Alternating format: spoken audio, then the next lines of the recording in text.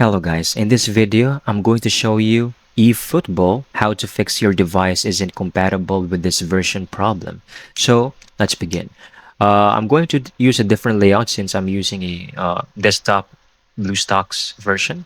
So our destination will just be the same. So click on your phone settings, then go to applications, then look for Google Play Store. Okay.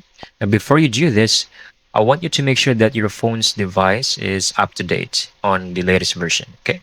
So you can simply click on storage, and clear cache. Once you hit that, you can go back.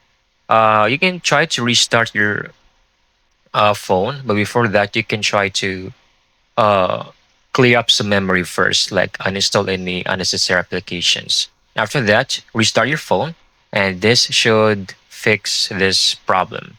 That's it. I hope you found this video very helpful.